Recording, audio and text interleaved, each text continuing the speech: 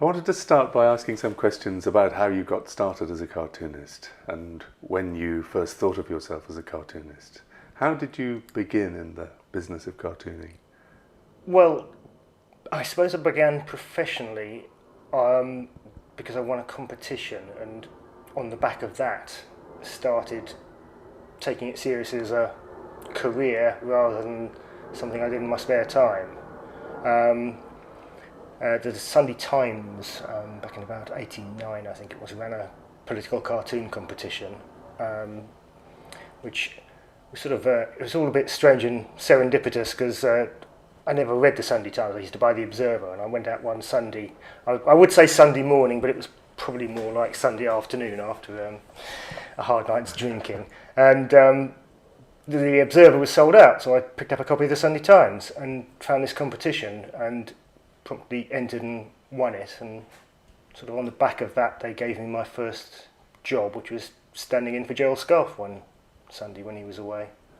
So, presumably when you saw the competition, you must, in a way, have thought of yourself as able to do a political cartoon, or would you have entered any cartoon competition that you've seen on that Sunday?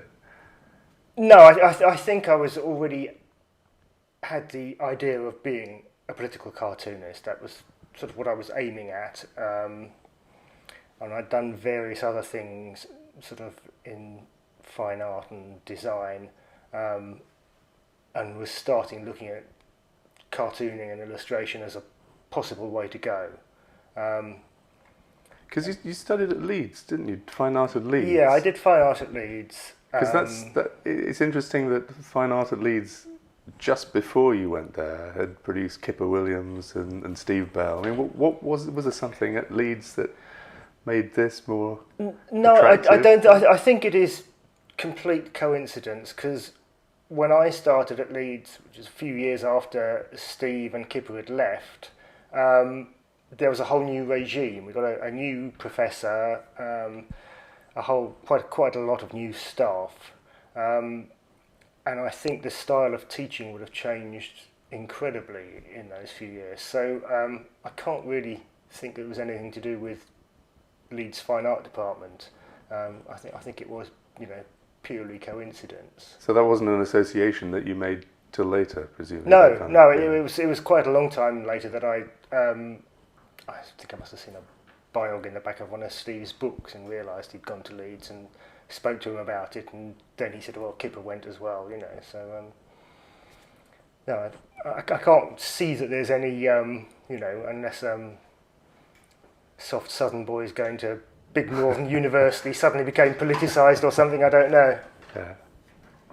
So from winning the competition, did you start then as a freelance? Yeah, I think at the time I won the competition, I was on the dole. I'd done all sorts of jobs, been a motorcycle dispatch rider, and I'd done all sorts of odd bits and bobs. But at the time I was on the dole, and I was really just trying to put together a portfolio of cartoons, while I had the time.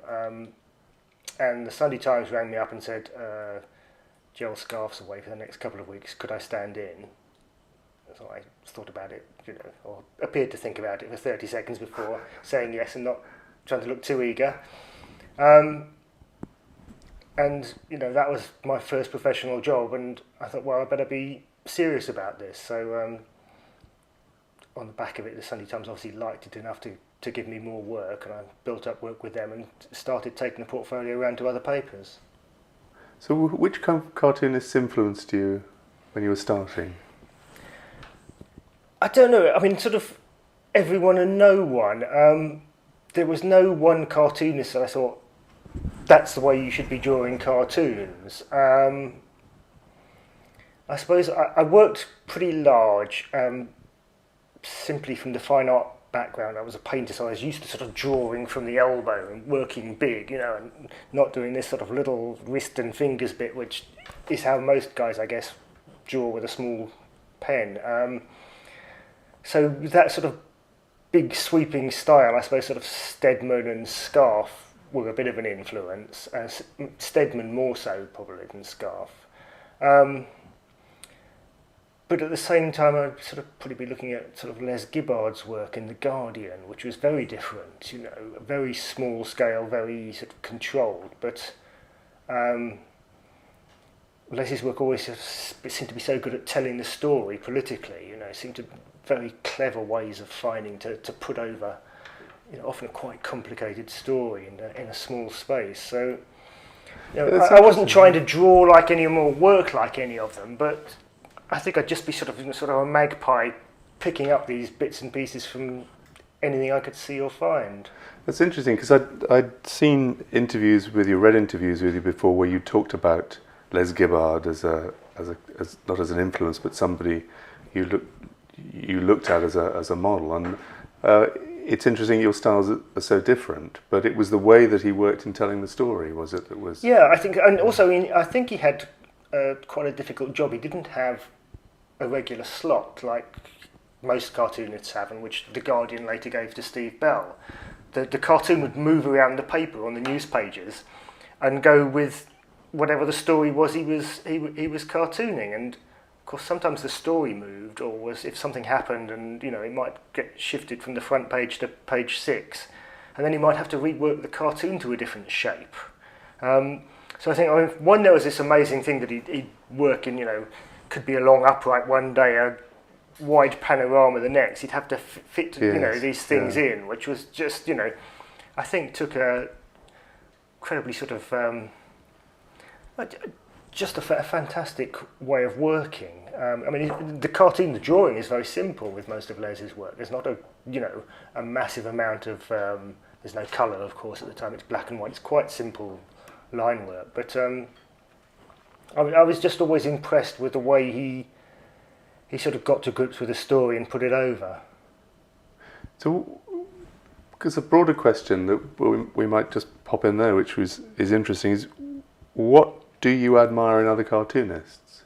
What do you admire? Is it their style, or is it their ability to produce high quality work regularly, or is it one cartoon that they've done that is superlative, or none of the above? Well, sort of, yeah, all and none of the above. You know, I suppose it depends who it is. There are people whose artwork you admire, but sometimes think are a bit sort of lacking on the sort of political sort of savoir-faire, whatever, you know. And there are other people whose, I mean, there might even be cartoonists whose politics you hate, but you think just are very good at, you know, forging a gag out of something. So it is very varied, and I suppose the people that bring everything together are sort of few and far between. So did you see yourself as a political animal when you were thinking of starting cartooning as a career? Was that something you had to learn, or no? I think that's why it was political cartooning I wanted to go into, because I was very much a political animal. I was on the Union Council at university, and first job when I left Leeds, I taught art at a day centre for people with learning difficulties, and I was the local Nalgo shop steward, and so I suppose I've always been fairly politically involved. I used to draw political cartoons for the local Nalgo magazine. Basically the editorial committee was me and one other guy, you know, and he'd sit at the typewriter and bash out the articles people had sent in, and then I'd paste them up, and if there were any holes left, I'd fill them with a little cartoon. You know. So that's politics that's very campaigning as well, isn't it? Very, very kind of involved. It's not very passive. Yes, yeah, I'm not as active as I was, but I think I've always had that sort of left-wing campaigning thing in me. Can I go on from there to talk about working for a publication, the process of working for a publication? Some of the cartoonists we've been talking to obviously like working in the office. They like fitting in with the paper, like the whole process of news rolling forward throughout the day and producing a cartoon that fits in with that, and then kind of going home at the end of the day. You don't work in the office. Do you see yourself as a kind of, do you need to be on the outside as a cartoonist? Do you need to be slightly maverick outside looking in, or is it? Am I weaving too much into that? Maybe there's a little element of that, but I think there are also sort of several just much bigger practical reasons. So, I mean, one, I don't suppose the indie has anywhere for me to work. You know, the few times I have been, I haven't been in since they've been in Derry Street. Before that, the few times I did go in, it was always a matter of clearing a little space on somebody's invariably flat desk, not a slope to work on, which is very difficult, and not a separate office, so people constantly around you, which can yes, the buzz can be good, and you might sort of click off other people and pick up ideas, but also you tend to have somebody hanging over your shoulder every 5 minutes going, "Who's that then? Don't look a bit like him," So the sort of peace and quiet of working at home is important. But also, I mean, nowadays there's really not the need to be there. You've got 24-hour news on the telly, on your laptop, email, scanner. The imperative to be there isn't the same. I think you can, you can be just as au fait with what's going on. You can react just as quickly to the news being at home. But if your paper has a news agenda, how do you make sure you fit into that? Do you phone up? Do you email during the day? The good thing is I don't fit into their news agenda, really. I do pretty much what I want, and they mostly let me be. But we do start, I ring them about 10 in the morning, and we have a sort of very brief conversation. I mean, often it'll be just me saying, "I think I should be doing such and such today." And they say, "Okay, fine."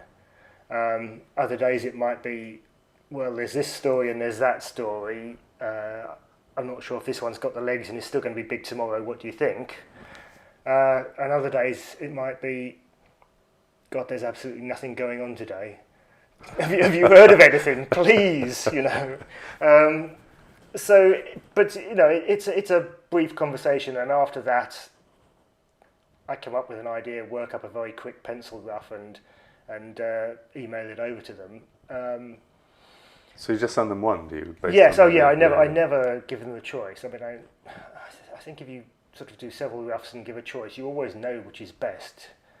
There are people who do sort of 6 roughs, of which they'll probably know one is good, 2 are okay, and 3 are complete make weights. At which point somebody chooses one of the make weights, or says, "We like this one, but could we have a bit of this one in it?" And you get the sort of camel of a cartoon designed by committee. So no, I give them one, and on the very rare occasion they don't like it, I go away and think again. So is this something that's taken a while to develop, or is this the system that you had when you started? No, it's always been a system I've worked to. I told them from the start that I'd send one rough. Happy to think again if that didn't work, but no multiple choice. Do you ever have situations where the news changes rapidly during the day and you get asked to do something else at the last minute? Yes, I mean, quite often I'll just realise myself sometimes that something's happened, and which just blows whatever story you're doing off the pages. So I'll ring up and say, "Look, I think I need to change," and they said, "Oh yeah, we were thinking that too. We hadn't got around to calling you."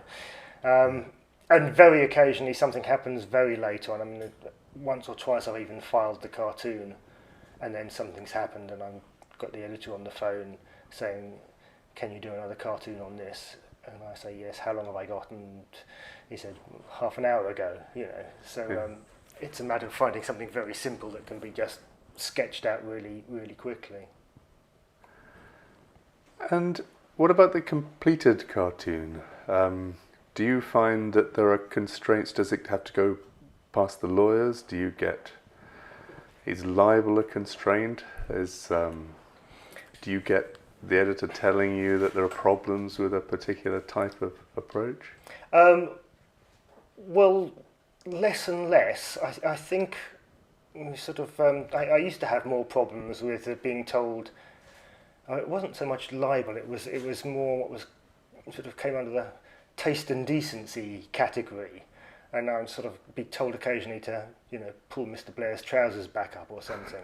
But I think over the years, I mean, one, I'm sure I've got to know much more what is and what isn't acceptable to the paper, which means I know where the line is, so I just try and overstep it a little bit when I can. Until I think they've become more relaxed about what I do and slightly less worried that something might be offensive. I'm sure there's stuff which is much nearer the knuckle that I get away with now that I probably wouldn't have done a few years ago. Whether that's just a general sort of change in society, change in the way the paper views me, I don't know. Because there have been a number of occasions on which the paper has changed or requested changes. I remember you telling me about the 1997, the pin the head on the Tory cartoon. Yes, I mean that was a. I mean, that's early on. I guess. It was very early on in my career at the Independent, and it was the when it was working on the day of the 97 election for the paper of the next morning. So obviously working without the result being known. But for a cartoon which would be seen when the result was known. So it was a matter of the sort of discussion, I think, first thing in the morning was how do we take both possibilities into account, or do we just do a completely different story? And obviously the idea was, well, to ignore the general election looks sort of willfully odd, so it has to be a cartoon which, although we were both pretty certain Blair would win, took into the vague possibility that he didn't, that Major stayed in office. So the cartoon was a headless figure stood on the steps of Number 10 with the V signs, and it was a pin the head on the Tory. A Tory has just been elected, but which one? Major or Blair? So that was sort of my idea for getting around the possibilities. But I think it went out as it was in the first edition or something. But then the editor seemed to think, as the sort of scale of the Labour landslide became apparent, seemed to think it didn't fit the mood of what he thought was the mood of the evening, and obviously thought it was too cynical. So he just Tipexed out the last line of the cartoon, which it told you how to play the game, cut out the heads and stick the pin through the X in the forehead where it did least harm, and it said something along the lines of who wins? Nobody. I can't remember the exact wording, but that was blanked out as being a little too cynical and not in keeping with the mood. And I think even in the last editions the cartoon might have disappeared altogether in favour of a photo. It's strange because with the further passage of time, that cartoon seems to be even sharper than it must have been when it was drawn. It kind of even more appropriate. But during the day, it must have felt the other way. That's the beauty of being sort of far to the left of anybody in mainstream politics. You can be cynical and attack the whole lot of them, and are unlikely to be disappointed. But there were other occasions. I mean, there's the cartoon of the scapegoat cartoon of Yasser Arafat, yes, which it's about 2000, I think, where he's tethered in the desert, and that was cut down.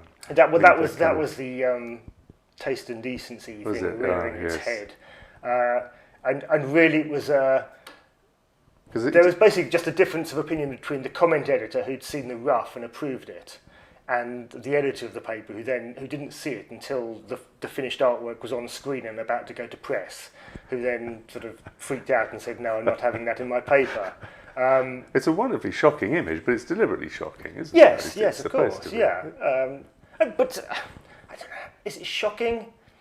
It's shocking in a bit of a sort of carry-on Donald McGill sort of a way, It's risque and a little sort of it's that sort of nudge McGill sort of humour.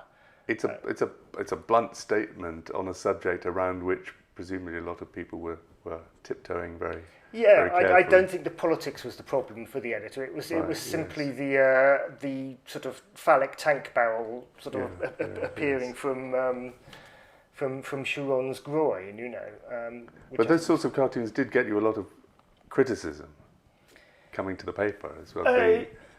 Yes, and not either from lobbies. not that one because Sharon was cropped out of the Yes, cartoon, yeah, so the version that went out in the paper just had Arafat as the scapegoat.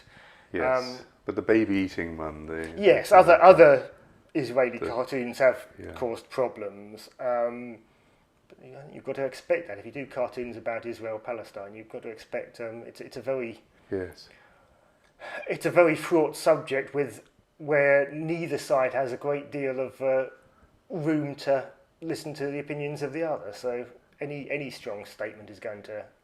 But it's not something which discourages you from addressing that particular subject. If you sit down to do a kind of Palestinian Israeli cartoon, do you feel differently that something protest might come, or does that? No, does that make you more determined? I expect protests to a degree. So maybe I don't think it holds me back. Yeah. I certainly wouldn't change what I want to say. It might make me examine exactly how I say it, just in case I sort of suggest anything.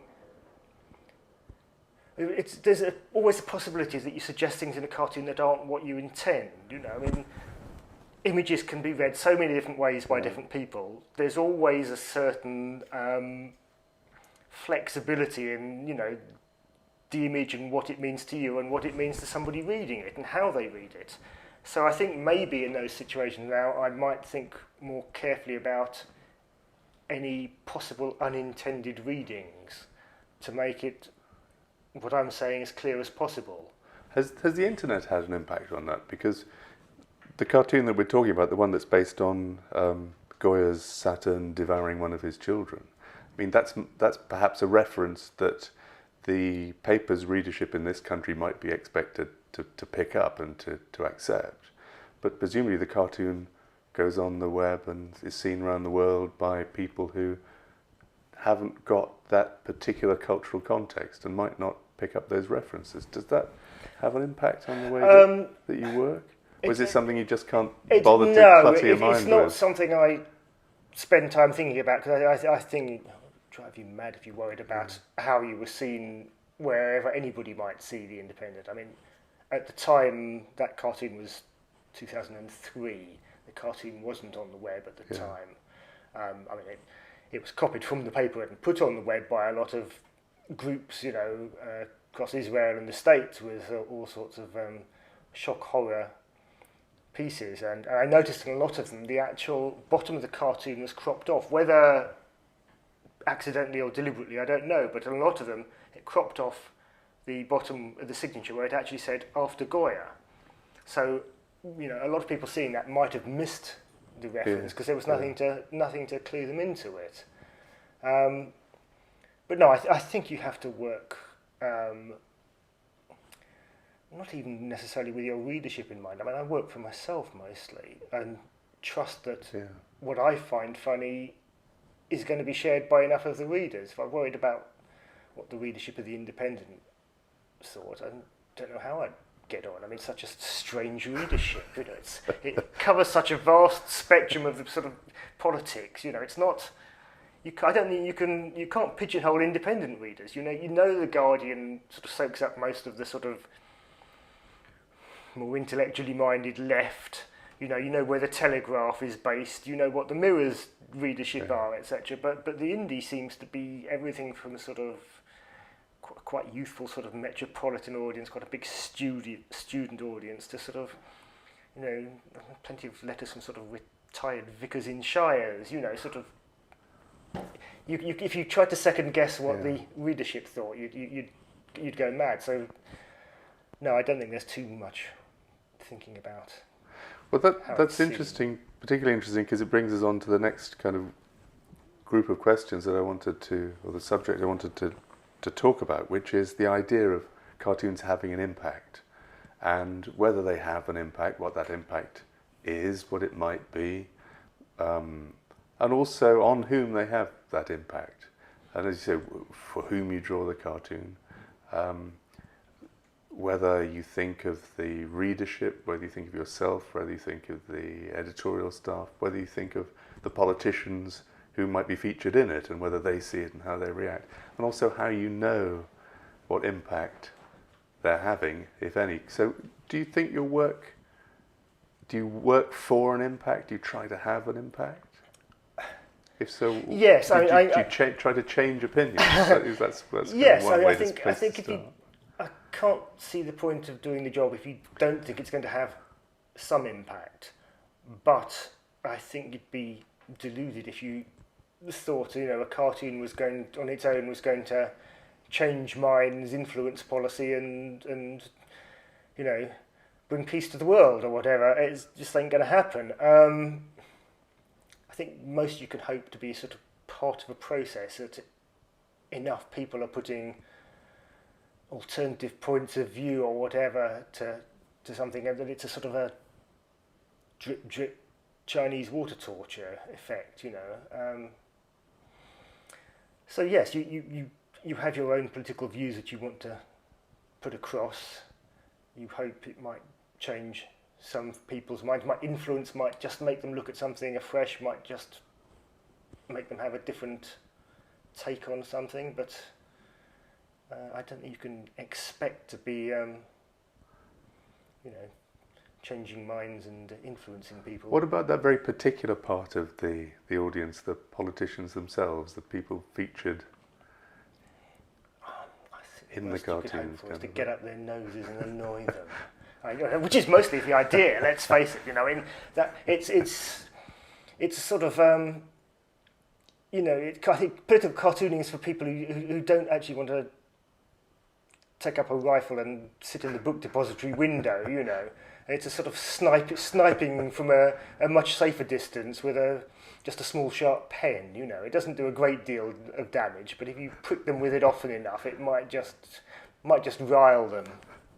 So it's heckling rather than campaigning? Is it? Kind of... Yes, probably. Or is it more than that? Well, it's a little more than heckling, I hope. It is sort of Yabu sucks, the Emperor's got no clothes on, and he's got a very fat arse, and anything else you can think of to say, which might just make people look at him again and think, oh, now he comes to point that out. He hasn't got a leg to stand on. He is doing something totally ridiculous. This whole situation is farcical. What's the line?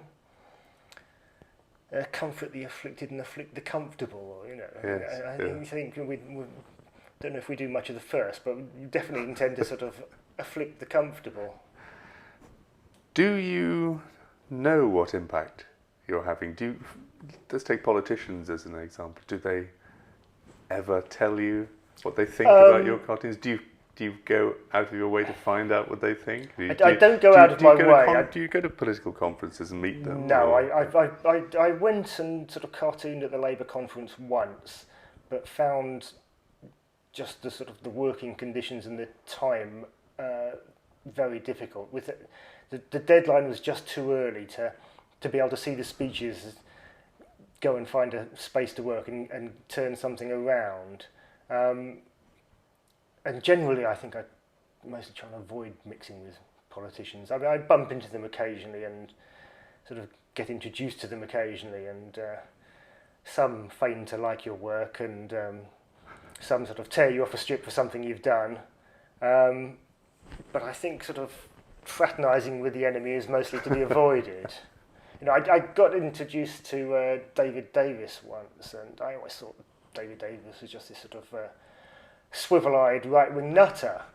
And then I met him, and he was, I realised he was in fact, charming, urbane, swivel-eyed right-wing nutter. So yes, you can meet them and be slightly disarmed by them, which isn't a good idea. Presumably that's part of their job, though. Well, I'm sure it is. Critics, yes. I mean, some of them seem very bad at it.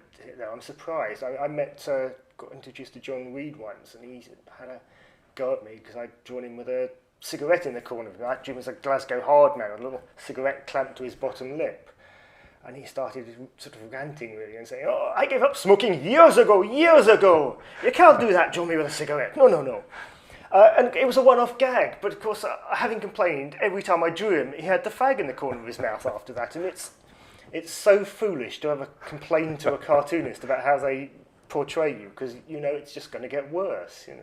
Like Gordon Brown complaining about being drawn fat. Yes, I don't know if he was really complaining. I think it was just Gordon not knowing what to say when introduced to a cartoonist, and it was his sort of stock. I think it was meant to be his stock funny line. Again, somebody introduced me to him at an independent do and said, "Oh, Gordon, this is Dave Brown, the cartoonist." And he said, "Oh, yes, I know your work. You make me far too fat." And that was it. I didn't even get a chance to reply, because with that his mind just whisked him away and he was out the door and gone. But then I heard a little while later that Martin Rowson had met him and he'd said exactly the same thing to him. So I think it's a sort of a way to disarm the cartoonist with a slight joke at your own expense, and then hopefully get away with that before the conversation gets any more difficult. So I can't imagine he was bothered about how he was drawn. He wasn't a man that looked like he spent a great deal of time on his appearance and worrying about those sort of things. And do cartoonists try to buy the originals? Politicians, occasionally. Sorry, politicians. Yeah. Occasionally, less and less so. I think sort of the new Labour set of ministers were particularly poor at wanting to buy cartoons. I don't think many of them were cartoon fans. I think it was a sort of much more the much older school of sort of high Tories who probably had vast palatial manor houses with walls to fill, you know. But not many buy. I mean, backbenchers who suddenly get featured, you know, who aren't well-known faces will go out of their way to buy a cartoon because it may be the only one that, you know, that has them in before they return to the backbenches and obscurity. But no, mostly. Maybe they buy a lot of other cartoonists' work, and you know, they either just don't like mine or they're just too offensive. That would be quite nice if that was the case. And how about responses from readers? Do they come in? Yes, I get some. Like things? It is strange because you work from home and you do mostly work in isolation, and you don't always know how a cartoon's gone down. I mean, the thing I always say is that you get sort of two sorts of letters. You get the letters from people who like your work, and they write to Dave Brown, care of the Independent, and then the letter is just readdressed and sent to me, so nobody at the Independent sees it, and it says, "Dear Dave Brown, loved whatever it was," which is fine. Or the other sort, they don't like the cartoon and they write to the editor, and so the editor gets to see it, and it's, "Dear Sir, your cartoonist," never the name, "your cartoonist has done the most appalling, shocking, disgusting, whatever." So the editor must get a sort of slightly one-sided view of what the readers think, but you know, I haven't been sacked yet, so hopefully that doesn't matter too much. There's another group of questions I'd like to deal with now, to ask you, which is about how you like to work and how you get the idea, that horrible question that people ask cartoonists, but how you start your day, how you develop the cartoon, and how you produce the physical cartoon at the end. So how do you get the idea, and how do you get the reference material that you need to work on the cartoon? Well, I mean, firstly, the idea of what the topic should be is simply from looking at, you know, myriad sources of news in the morning. You know, Today programme on the radio, you know, 24-hour news on the telly, and a pile of newspapers. So, you know, the day starts with really just sort of absorbing lots of news and seeing not only what's going on, but what's going to be important, trying to sort of look forward to what's going to be important the next morning, you know, almost 24 hours time when the paper's opened. So that's the first thing, I guess. But then having decided on a topic, it's sort of a matter of sitting at a drawing board in front of a blank sheet of paper and staring stupidly at it. Is that something that's still intimidating to you? Is it? No, it's not intimidating. It can be frustrating when it's sort of several hours have passed and you're still staring and nothing is happening. But I've got out of the, you know, I've long past sort of panicking, which I might have done years ago over that, and just sort of, I have sort of, if things really aren't working, if ideas really aren't coming, I have sort of various little techniques, to try and sort of jog something into my head, and if all else fails, the best thing is to get up and go and do something else for 5 minutes and make a cup of tea and come back and sit down again, which is remarkable how often an idea happens just as you're making the cup of tea. And a friend of mine, Martin Turner, who cartoonist for the Irish Times, said once everybody on the Irish Times had somebody on job placement or something, or somebody from last year at school to come and shadow them for a day to see what they did, to learn something about the newspaper business. And he works from home as well, so they sent somebody to his house to learn what a cartoonist did for the day. And he said the guy saw him sitting at a drawing board doing nothing for about 2 hours, and then got up and said, "Do you want a cup of tea?" Went off to make him and this kid a cup of tea, and came back and said, "That's it, you might as well go home, I've had the idea now."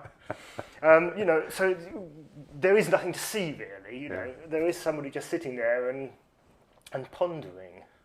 It's a very odd job. And when you start the physical creation, what do you have?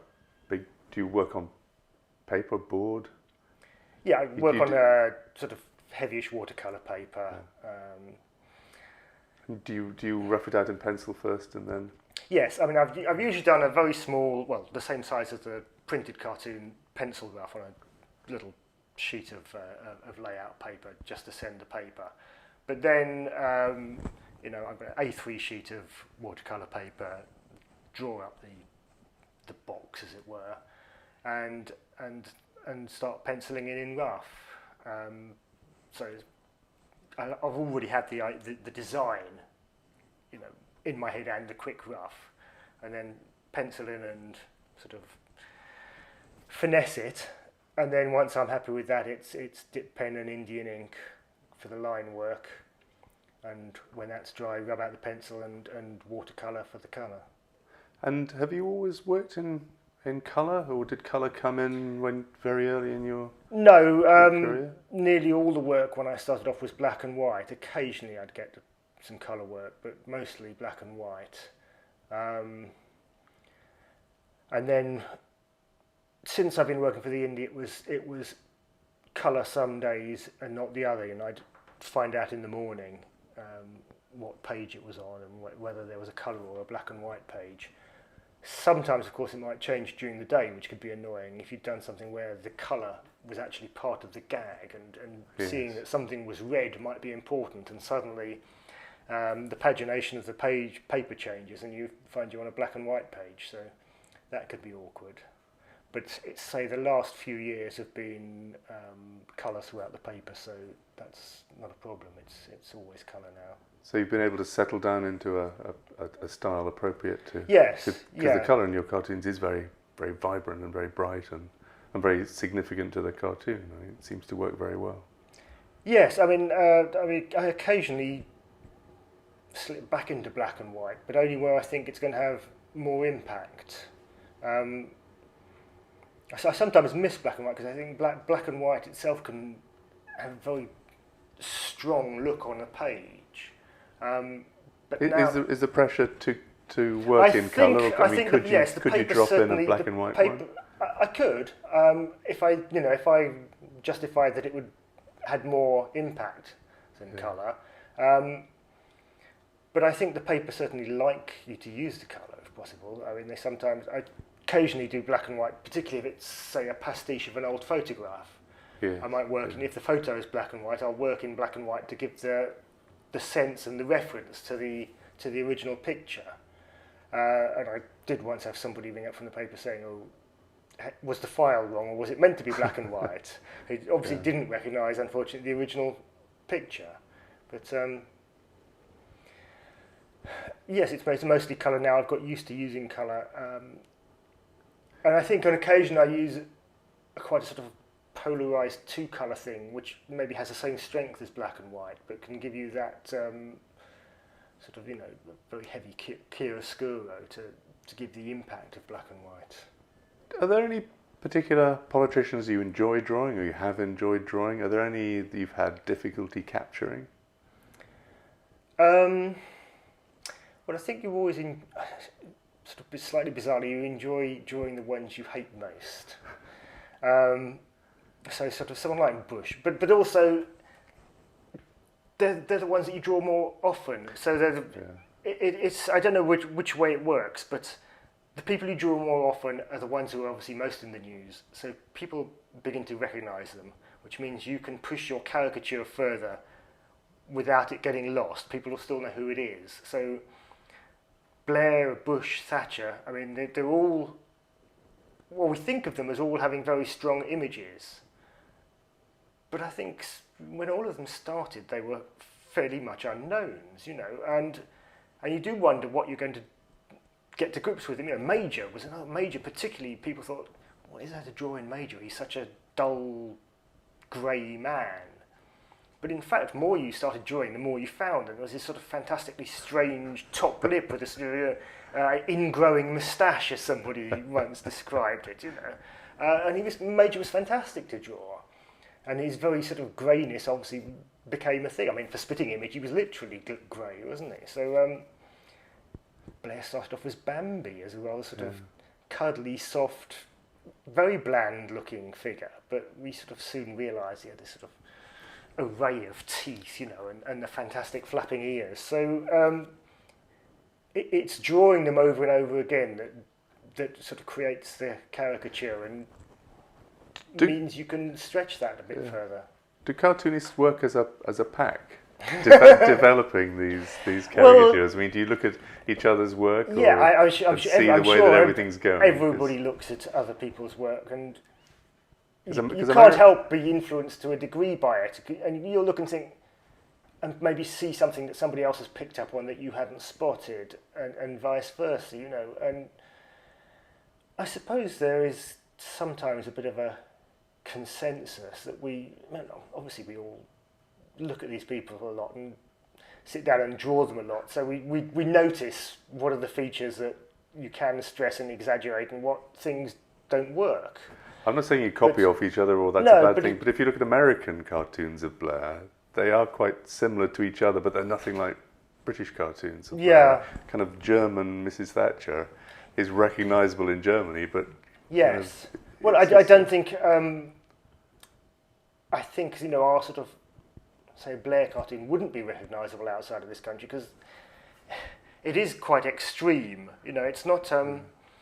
If you were one of those sort of pavement caricaturists, and this man then totally unknown, Tony Blair, came and sat next to you, and you drew him as I sort of was drawing him at the end of his reign. People would say, well, this is nothing like him. You have to have that familiarity both with the cartoons and with the subject till you see both sort of coming together and meeting somewhere in the middle. So it is going to be different for different countries who don't have the same familiarity and just exposure to the same cartoonists. Is that an attractive thing about newspaper cartooning, that you have a readership that will have seen the cartoon you did yesterday, and you can expect them to have seen last month's and last year's image of the same person? You kind of take them with you while you refine. Yeah, I think it's one of the great things about doing the cartoon daily. You can do something. You can do something one day. You can pick up on it again the next day or the next week, and and have a little bit of a motif going that. Eventually, having maybe explained it, having been a very specific reason for it in the first cartoon, which you then might refer back to in another cartoon, but which eventually has a life of its own and exists outside, may exist completely outside its original meaning, and just sort of becomes a sort of a motif for the person. So with a change of government, do you miss politicians who've disappeared, or do you just look forward to getting your teeth into the new lot and beginning the process again? Yeah, I think you occasionally sort of realise you missed them a bit. Occasionally when somebody pops back into the news after sort of not having drawn them for a while, you think, oh, quite fun to draw Thatcher again or Blair, whoever it is. But no, mostly I think you get to the point where you realise you've sort of drawn them to death, if not quite literally. Yes. And yes, there will always be another bunch of idiots along to replace them, which means, yes, you have to start the process off again, and the first cartoons are probably quite portrait-like up to a point. Yes. until people start getting used to them. And if they're Nick Clegg, they're still a big empty sort of nothing of a face with a slightly recognisable haircut. You know. Can we go on then to a question which kind of flows on from some of what we've been talking about, the idea of cartoonists in a country maybe working together, enjoying each other's work, enjoying each other's styles, and is there a national tradition in cartooning? Do you feel yourself to be working within a British tradition of cartooning that you can look back to Gilray and say, you know, there is a theme, there's a set of common approaches going through?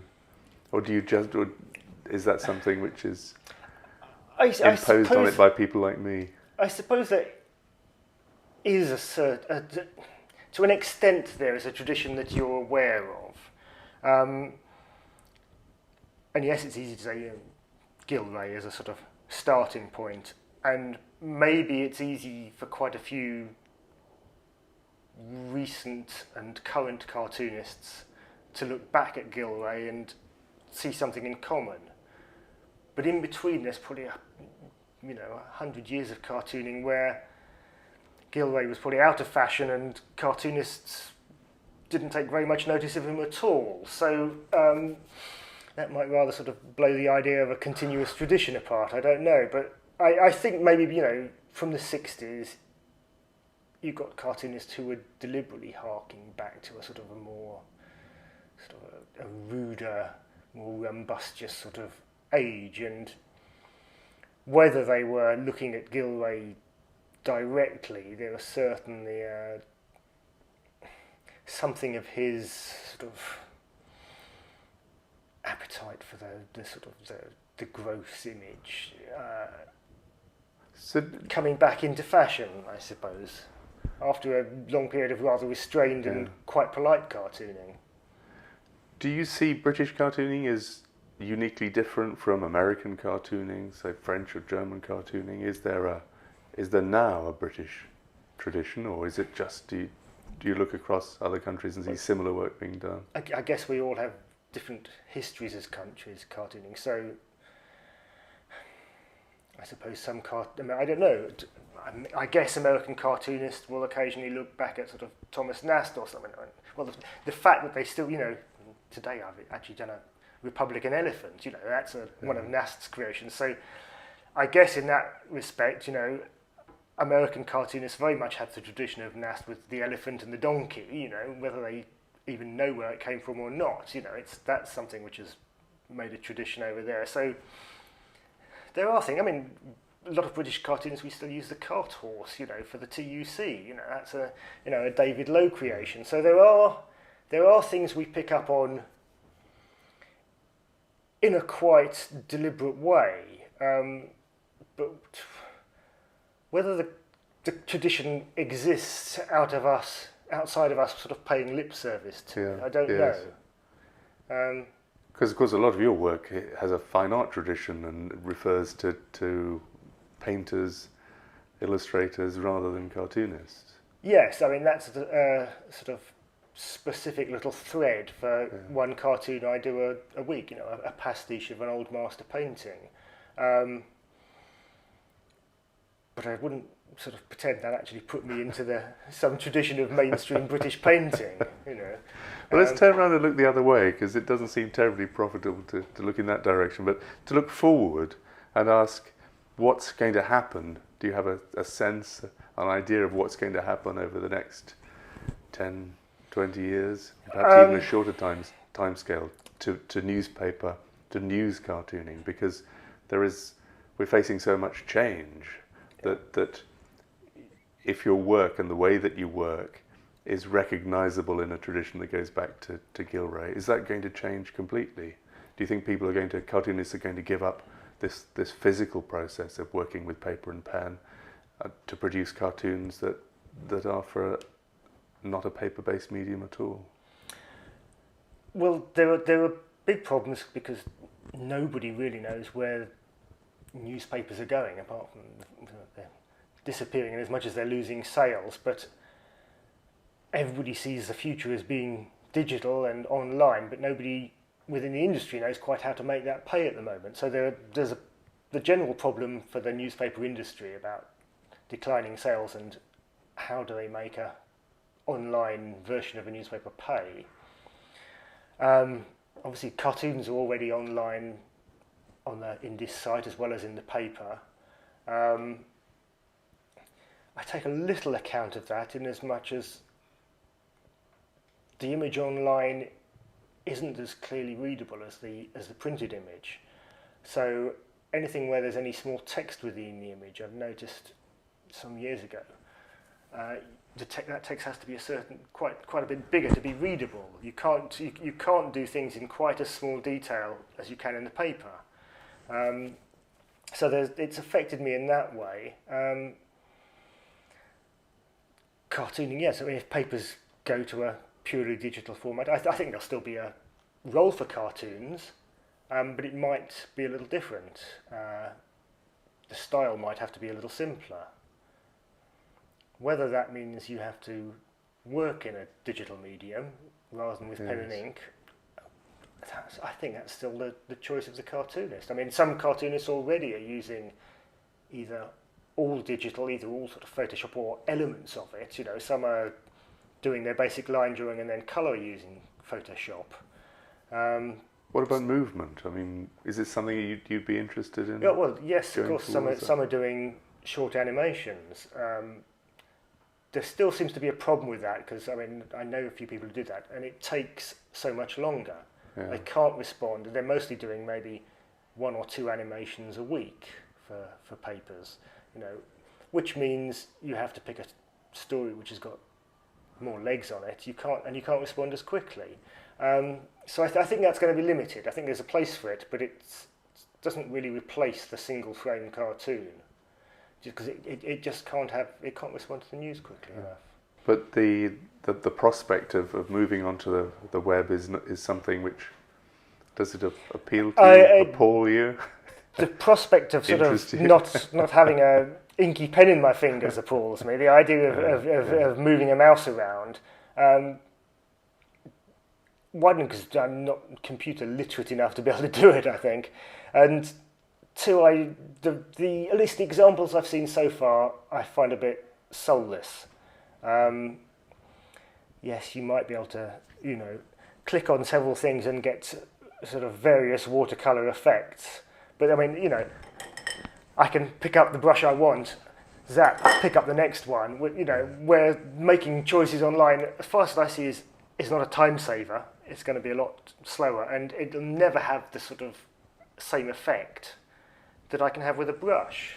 There are random things that happen with sort of working with watercolour and ink, you know, bits where the nib sticks in the paper and you got at the end of a fast line you get a little flick of ink, which you might choose to paint out if it's not where you want it, but you might leave in. It leads a certain sort of speed and aggression to the way you've drawn. There's a sort of authenticity about all those little accidents which you can choose to incorporate or not, which I really can't see happening, you know, in a digital format. So no, I couldn't. You know, but if by the time paper disappears completely, I think I'll be long gone. So I'm not too worried by that. When all the trees have gone. Thank you very much.